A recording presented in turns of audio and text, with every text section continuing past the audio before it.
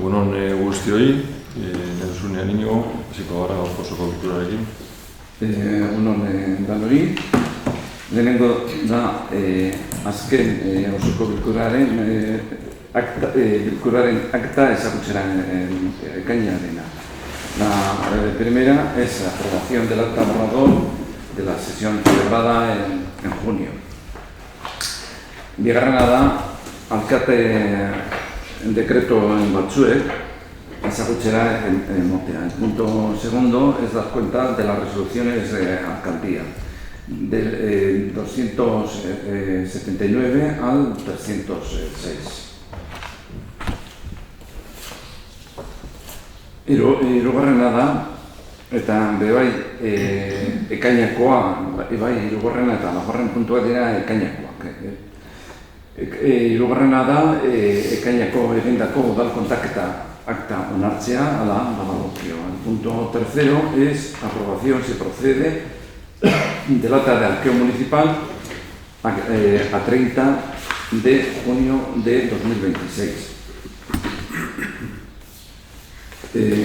Laugarrena da bebai ekainakoa, baina kasu honetan da udal aurrekontuak duen gauzatze egoeraren berri ematen da.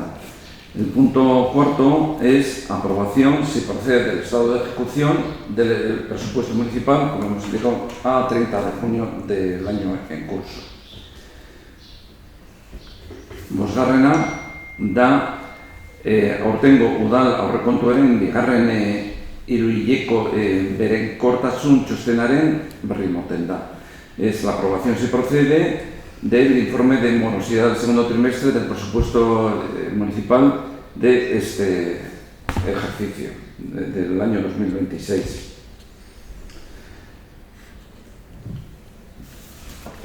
Seigarrena da jasangarritasun txostenaren zenbatekoen zuzenketa onartzea 2025ko ekitaldeko kreditu aldaketen berri emanez, hala egokio.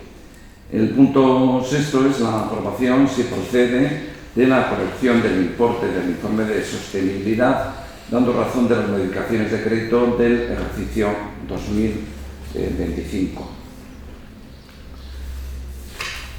Zazpigarrena da kredito aldaketaren kredito gehigarria berri ematen da. Aprobación inicial, si procede de la modificación de créditos, la número 4, crédito adicional. Zortzigarrena eta bederatzigarrena eta hamargarrena puntuak dakizuen moduen dira esleitzeko espedienteak onartzeko. El punto octavo da, situazio kasu honetan da, Ugo Miroaizeko udalerriko udal eraikintzak eta ikastetxe publikoak, udal titulantasunakoak, garbitzeko zerbitzuak kontratatzeko baldintza teknikoak eta administrazio klausula partikularren ageriak onartzea hala badagokio. El punto octavo es aprobación, si procede de los pliegos de cláusulas administrativas particulares y condiciones técnicas para la contratación del servicio de limpieza de edificios municipales y centros públicos de enseñanza de titularidad municipal en este municipio.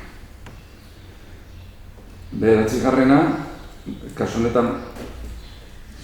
Bueno, ez dakit horrein esan, edo bukatzen duzunean, 8, 9 eta 10 dana batera dugu irakurketa batzuk. Bale. Horrein irakurketa batzuk. Bale, horrein denengo irakurketa eta... Bederatzigarrena, kasu honetan gauza bera da, baina kasu honetan da Ugo Miroaizeko udalerriko bideak garbitzeko eta lurra zaintzeko zerbitzua, kontratazio, baldintzak teknikoen eta administrazio klausula partikularren ageriak onartzea hala badagokio. El punto noveno es la aprobación, si procede de lo mismo como la vez anterior, de los pliegos de cláusulas administrativas, las particulares y de condiciones técnicas para contratar, en este caso, el servicio de limpieza viaria y jardinería en este municipio. Garrena da el jaro kirol instalazioek instalazioen eta Arandiako estali gabeko igerilekuan zerbitzu publikoa kudeatzeko, ustiatzeko eta kontserbatzeko zerbitzuen emakida kontratatzeko baldintzak tekniko eta administrazio klausula partikularren ageriak onartzea ala badagokio. Es aprobación si procede de los pliegos de cláusulas administrativas particulares y condiciones técnicas para la contratación de la concesión de servicios para la gestión, explotación y conservación del servicio público de las instalaciones deportivas del Jaro y de las piscinas descubiertas de Arandia. Irakurriko dugu, hausnartu duguna, bale? Gure udal taldeak abstentzio emango du kale garbiketako, lorezaintzako, udal eraikinen garbiketako eta kiroldegiaren kudeaketarako lizitazio espediente hauetan. Ez gaude edozein kontraturen aurrean, hainbat urteetarako lizitazioak dira udalaren eguneroko funtzionamendurako eta herritarrei eskaintzen zaizkien oinarrizko zerbitzuentzat funtsezkoak diren 4 zerbitzu arautuko dituztenak. Hain zuzen ere, horregatik uste dugu erabaki hauek hausnarketa estrategiko sakonagoa eskatzen dutela. Gure iritziz, udal gobernuak berriro ere orain arteko bideari eutsi dio, kanpo kontratazioan oinarritutako kudeaketa eredua berrituz, bestelako aukerei buruzko benetako eztabaidarik ireki gabe. Guk uste dugu ezinbestekoa dela kudeaketa eredu desberdinak serio aztertzea. Kudeaketa publiko zuzenaren aukerak, eredu mistoak edo udalaren beharretara hobeto egokitu daitezkeen bestelako formulak. Horrelako erabaki batek merezi du alternatiba guztiak mahai gainean jartzea eta bakoitzaren abantaiak eta mugak objektiboki baloratzea. Era berean, ezinbestekotzat jotzen dugu, zerbitzu hauetan lanean ari diren langileen iritzia eta esperientzia kontuan hartzea. Haiek dira eguneroko jarduna hobekien ezagutzen dutenak, eta haien ekarpenak funtsezkoak dira zerbitzu bakoitzaren benetako beharrak identifikatzeko, baliabideak egoki dimentsionatzeko eta etorkizuneko kontratuek kalitatezko zerbitzua bermatuko dutela ziurtatzeko. Gainera jakinda zerbitzu hauetan azken urteetan lan-gatazkak eman direla. Gure ustez, administrazioak ez luke kontratuak berritzera mugatu behar. Aukera hau baliatu beharko luke udalaren etorkizunerako egokiena den kudeaketa eredua aztertzeko, zerbitzu hobeak eskaintzeko eta baliabide publikoak ahalik eta modu eraginkorrenean erabiltzeko. Horregatik guztiagatik, gure abstentzioak ez du zerbitzu hauen aurkako jarrera adierazten. Aitzitik, uste dugu kale garbiketa, lorezaintza, udal eraikinen garbiketa eta kiroldegiaren kudeaketa bezalako oinarrizko zerbitzuak 4 urterako baldintzatuko dituzten erabakien eztabaida sakonagoa eta alternatiben azterketa serioa merezi dituztela. Arrazoi horiengatik guztiengatik, abstentzio emango dugu 8., 9.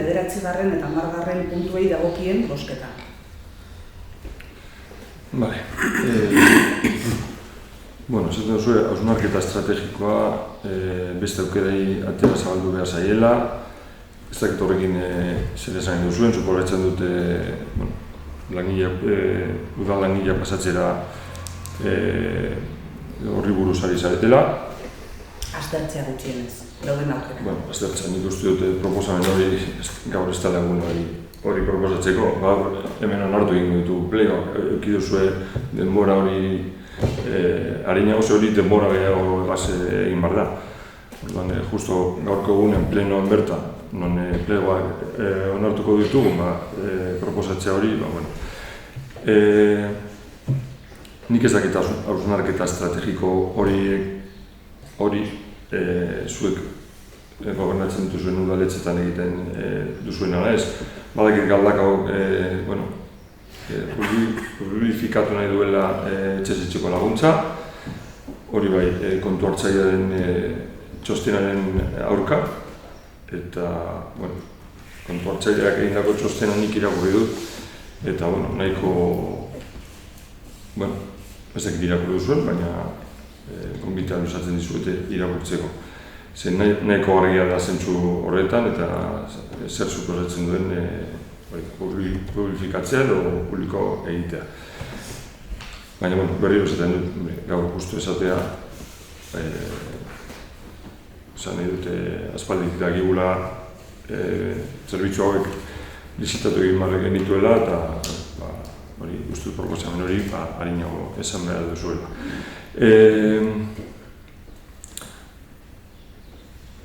Gero esaten duzue, kalitatezko zerbitzuak eskaini. Uste dut kalitateko zerbitzuak eskaintzen ditugula, eta esaten duzu ere, ez litzatekeela kontratuak berriztea mugatu behar, ez dut uste horrela da, den kalitatezko zerbitzuak goratu behar dugu, langileek hitzarmen berria daukatela, beraz, uste dut baldintza duina dauzkatela, eta kalitatezko zerbitzuak eskaintzeko baliabideak ere jarri ditu, eta horren adibide da, bai lore zaintzan eta kale garbiketan, eta bai kiroldeiko zerbitzuan, udalak ordenduko duena, kristonik gora jasango dugula, eta hori zehozegatik da, hitzarmen berria dagoelako eta baldintza berria dauzelako langileentzat, eta baita ere, inbertsio nahiko potenteak egin behar direlako, eta hori. Eta hori isladatzen da, udalak ordendu behar duen kalitate, osea, kantitate, barkatu, kopura. Orduan, ez nago zuek esan dakoarekin, errespetatzen dut, baina hori da, esan behar duak.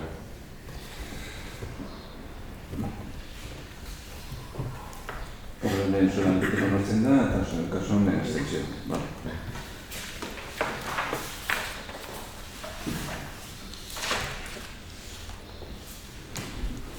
Hamaikagarrenean, daukagu udaltalde biek aurkeztu egun dute AP 78 autoriaren foru kudeketari buruz mozio bi onartzeko, hala badakari. El punto 11º está en la aprobación, se procede de la propuesta y funciones que han sido presentadas por otros grupos municipales, AJ, PNV y EH Bildu sobre la gestión foral de la autopista. Kasu honetan esatea, plataforma batek aurkeztu zuela, edo pertsona batek aurkeztu zuela emozio bat edo testu bat plataforma baten izenean, eta bakarrik esatea txalatu zela bat han esaten diren gauza askorekin, peajerik ez kobratzea suposatuko lukelako trafiko gehiago egotea, kotxe gehiago errepidetan egotea, horri dakarren guztiarekin, txemat eta kotxe gehiago, errepideren egoera gero eta okerragoa, gero eta berotegi efektuko gaz gehiago, kasu horretan ere, horrek suposatuko luke mantenimentuaren kostearekin bakarrik bizkaitarrak beraien kargu hartzea, eta peajeak ordainduta, hortik pasatzen den guztia, pertsona guztiek laguntzen dute mantenimendua egiten.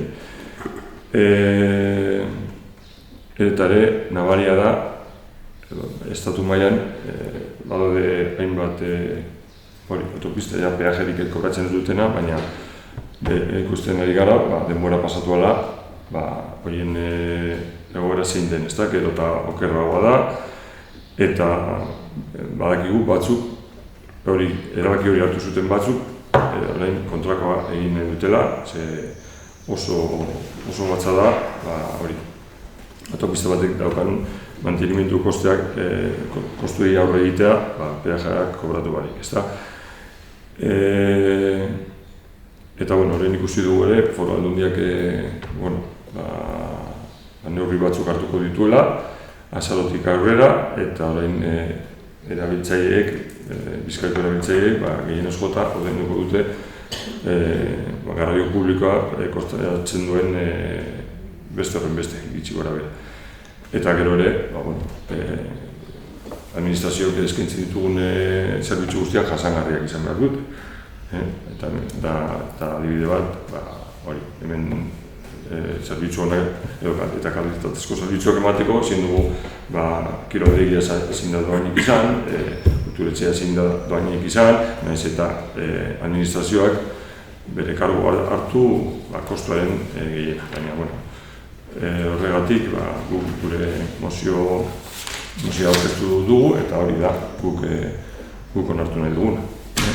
Orduan, eskatu egin bat ditugula bide. Bai, arian egingo duguna izango da bosketa, lehenengo zuek aurkeztu duzuna eta gero zuek. Bai, eta gero bakarrik esatea, Bildurena, uste dugu oso ez duela proposamen zehatzak egiten, ezta? Zaten du, mugikortasun eredua planteatu behar dela, eredu orekatu bat eraiki behar dela, eta baina guzti hori proposamen zehatzik gure kasuan, gure aurratuko dugu, eta Bilduren mozioaren kontra oskatu egin dugu. Eta nik azalduko naiz ere, zan nahi du. Gurean ere izan da, eztabaidarik eman ez dela, eta hasiera batetik egon garela eztabaida baten zain, eta horregatik izan da, ez dagoela erabaki zehatzik kontu horretan. Lehenengo eztabaida eta informazioa behar dugulako, erabakiak hartzeko. Orduan, inolako eztabaidarik ezean,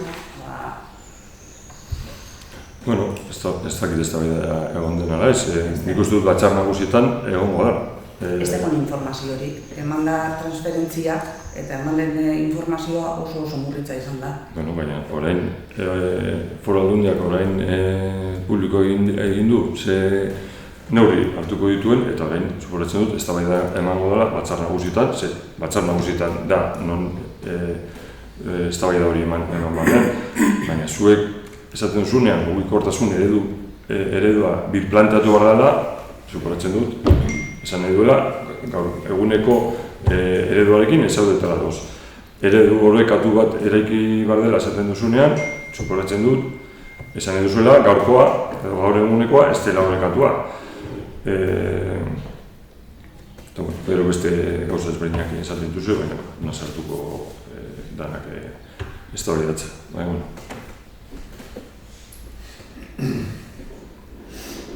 Orduen, ez gara bosketan egiten, EAJ-PNV-ren moziok aurkeztu duena alde.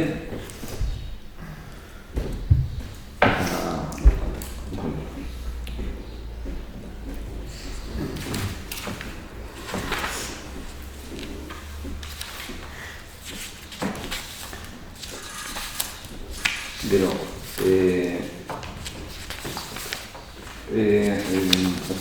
Bildurren mozioaren alde eta zuek kontra.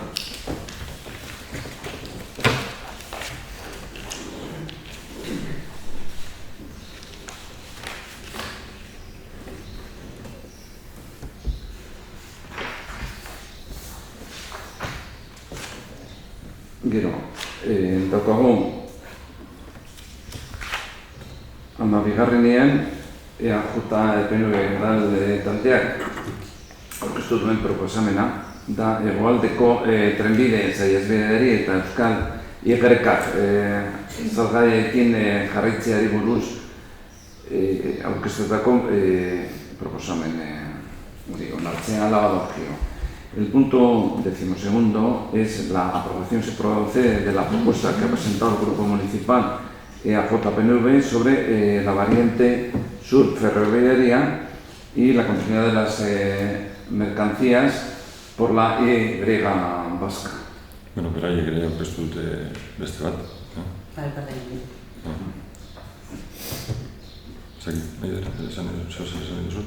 Ez beste barik, eztabaidarako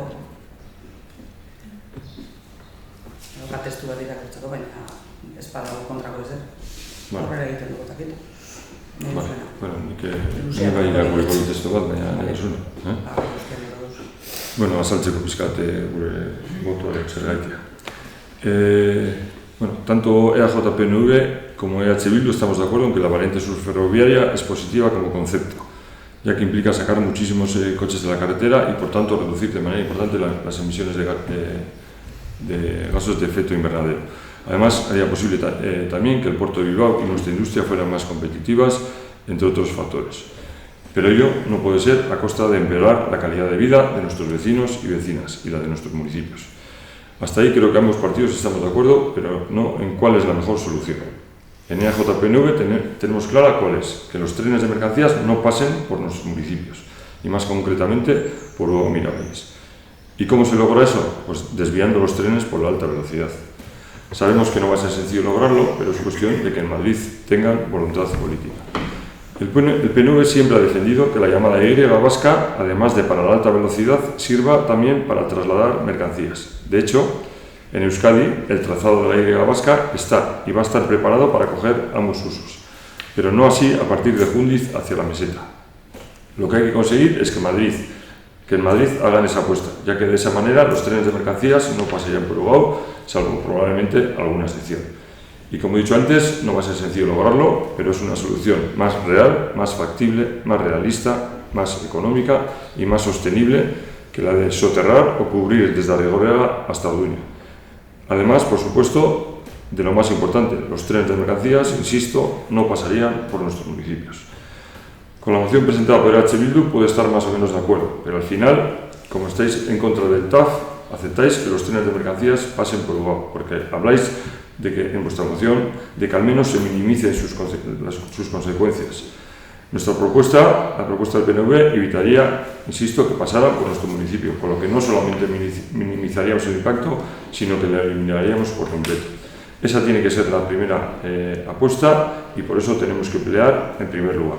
Por todo ello, vamos a votar en contra de la moción presentada por el Grupo Municipal de EH Bildu y a favor de la presentada por el Grupo Municipal de EAJPNV. Nik ere orduan arrazoiak azaldu nahiko nituzke, bale? No. Zuen mozioaren gainean ditugu zerak. Mozioa irakurri ondoren, ahulgune nagusia udalaz gaindiko logika batetik idatzita dagoela da. Bilboko portua, Atlantikoko korridorea, lehiakortasun logistika, Europarekiko lotura. Baina ia ez du lurreratzen eskualde bietako udalerriak benetan zer irabazten duten milaka milioi euroko azpiegitura horrekin. Mozioak berak onartzen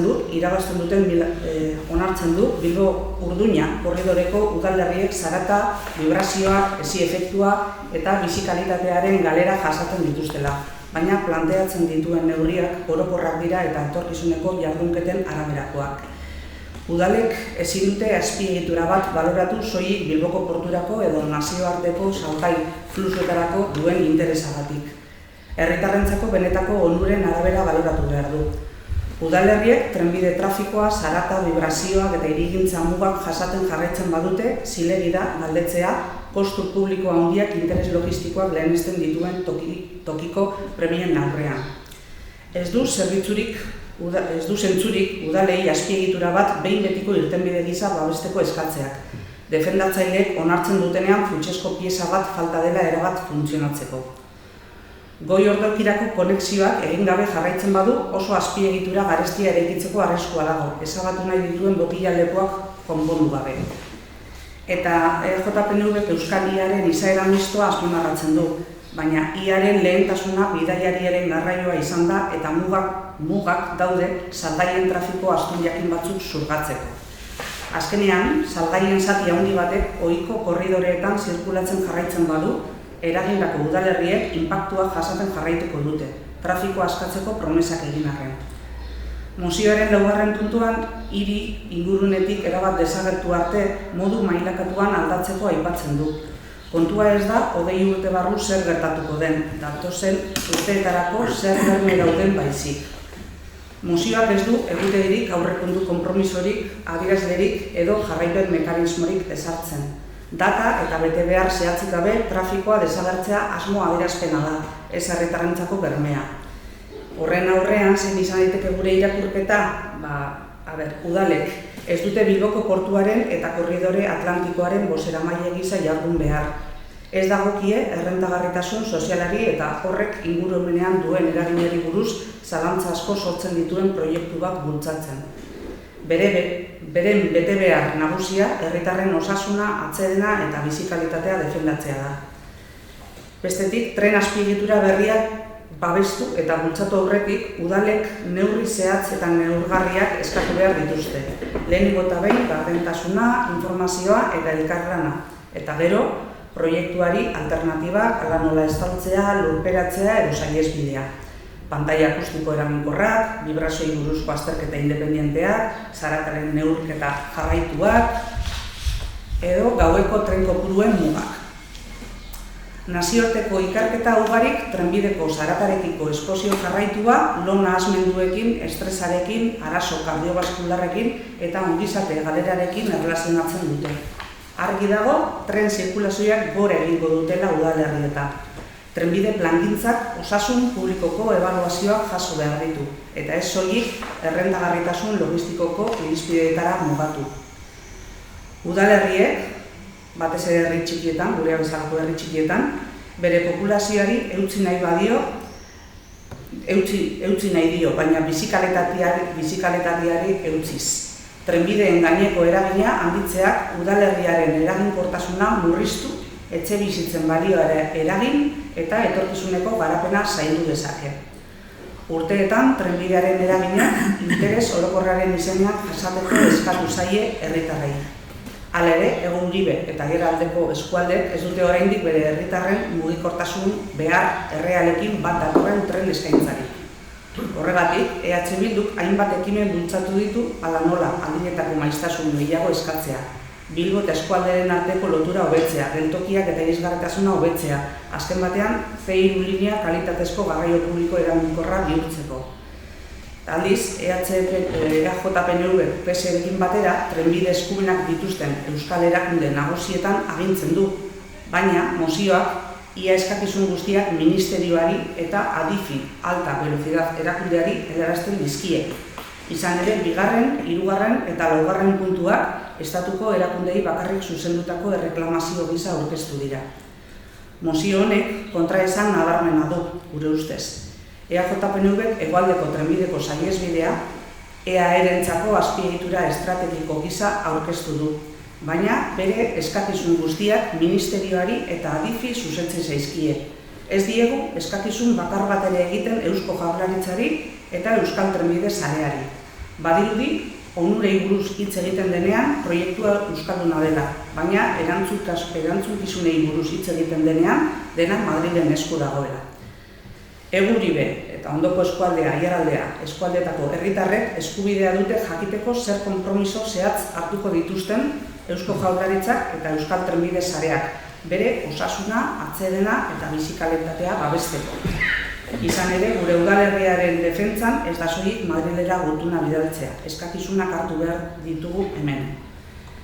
Horregatik, EH Bildu ez dago trenbidearen aurka, ez da errepidetik trenera salgaien transferentzia modalaren aurka ere. Errefusatu egiten dugu onura logistikoak Bilboko portuan eta azpiegitura handietan kontzentratzea, eta eraginak berriz Uribeko eta ondoko eskualdeetan. Lehentasunak honako hauek izan behar ditu. Bizilagunek jasaten dituzten zarata, vibrazioak eta eragozpenak berehala eta eraginkortasuniz murriztea. Bidaiarientzako aldiriko tren zerbitzua benetan hobetuko dela bermatzea eta edozein proiektu berrik gauzatu aurretik babes neurri nahikoak hartuko dituztela ziurtatzea. Horregatik garrantzitsua da horien diseinuan gardentasuna eta herritarren parte hartzea bermatzea. Guk ere, gurearen alde eta bestearen kontra egingo dugu.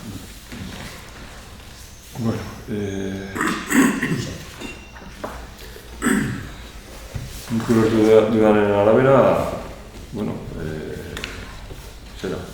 Hegoaldeko trenbide saihesbidearen kontra zaudete.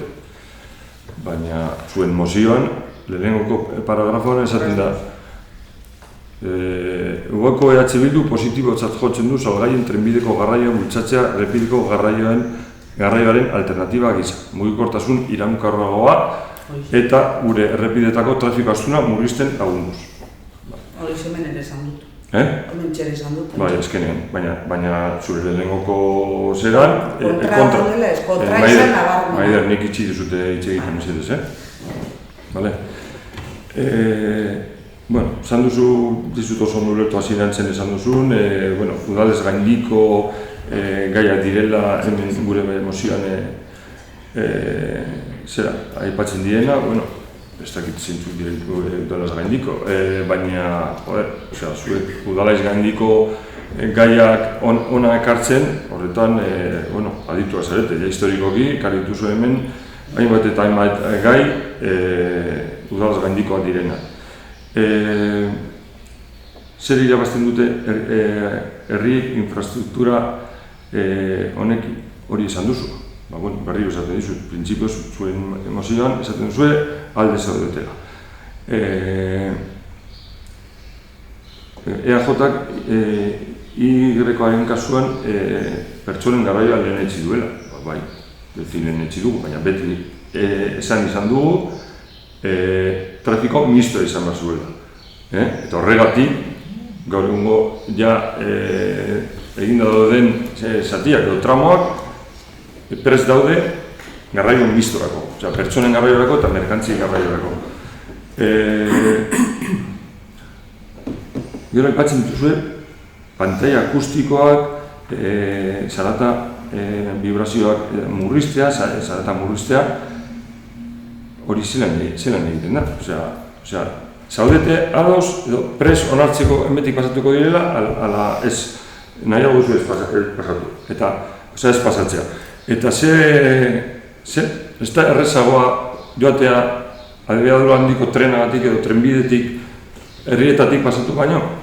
Zer egingo du, pantailak eta lurperatu eta estali porlanarekin emetik orduñara? Nik uste dut, argi dagoela, aukera guk defenditzen dugun izan barko lukela. Bizi kalitateaz ere aritu zara, eta gure testuak defenditzen duena bermatzen du gure auzokideen bizi kalitatea. Baina emetik trena pasatu eskero, bizi kalitate hori bermatzea oso zaila izango litzateke. Zuen mozioan ere hitz egiten zuen. Era berean eskatzen du azpiegituraren beste zati batzuetan egin den bezala, herritarrengan duen eragina murrizteko irtenbideak har daitezela. Hala nola, trenbideak lurperatzea edo estaltzea. Berriro esaten du. Lurperatuko ditugu edo estaliko ditugu trenak emetik orduñara, Arrigorriagatik orduñara. Hori,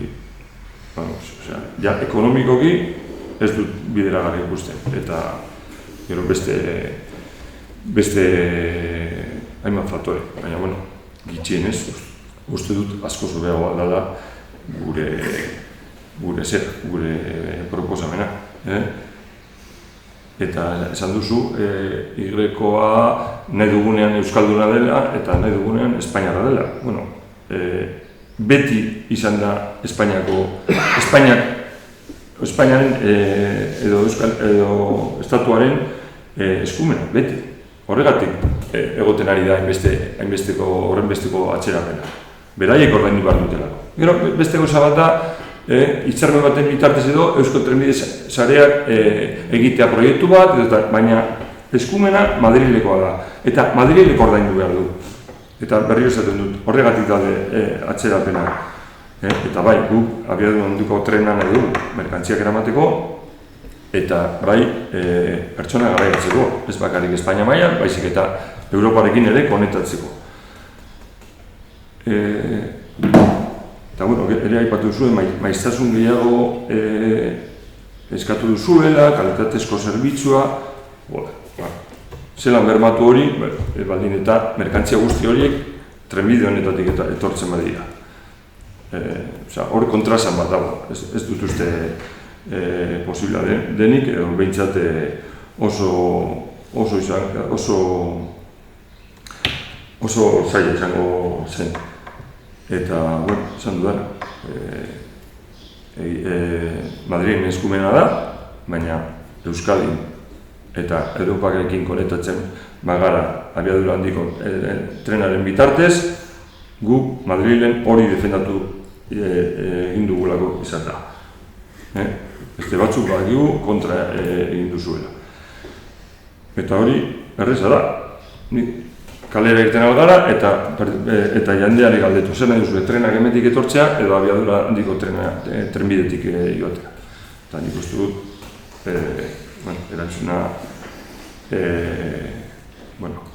erantzun argi emango luketela zera, gure herritarrek. Beste barik. Adosketa berriro, zuen proposamenaren alde zuek eta zuek kontra. Eta gero, zuen proposamena zuek alde eta zuek kontra.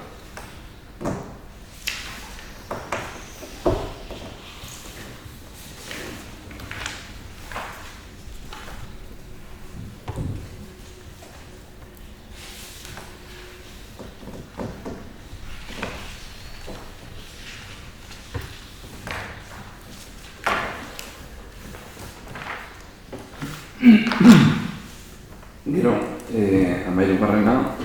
da informazio batzordetan landutako gaien berri moten da. Se da cuenta de los asuntos tratados en comisiones informativas,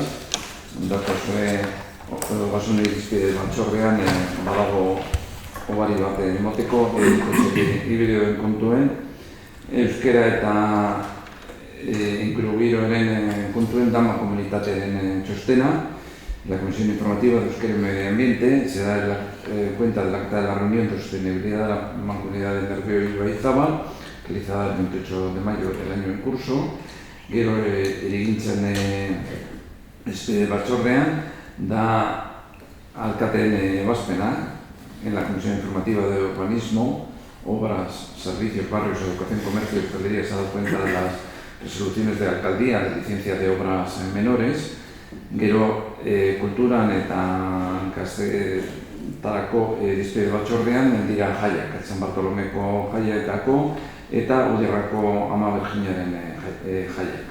En las comisiones informativas de Cultura y Juventud se da información de los programas festivos y de presupuesto de las fiestas de San Bartolomé y de la Virgen de Uderra para este año.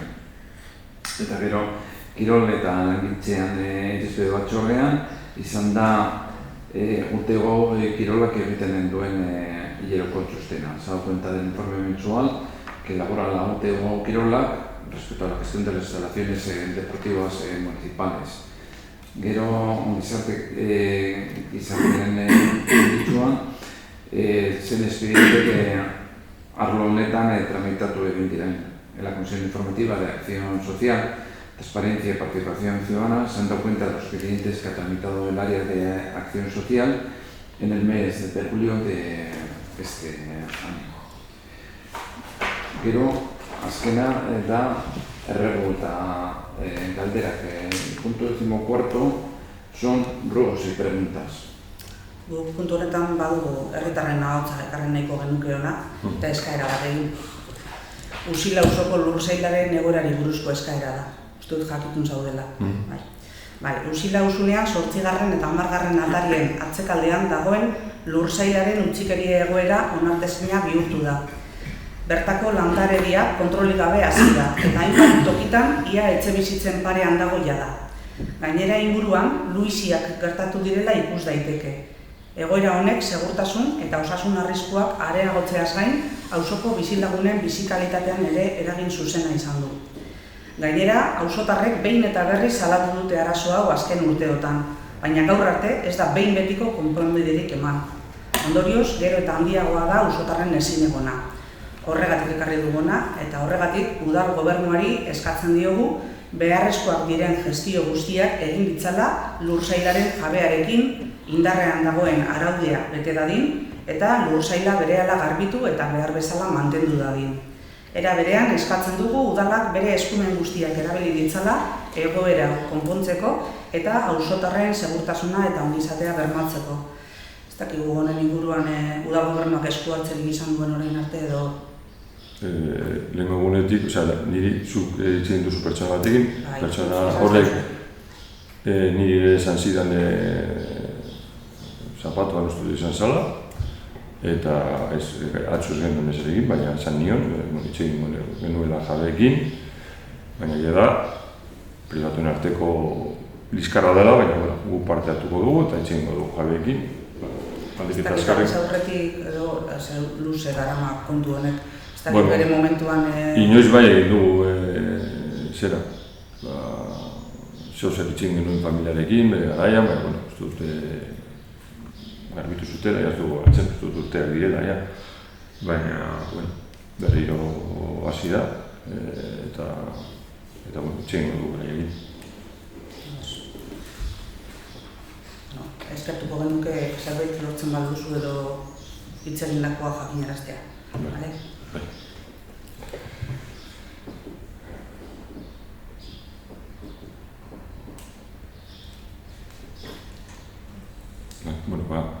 Gure aldetik zer gehiagorik ez, jarrik opor honak pasatzea biziatzea eta laster ikusiko dugu.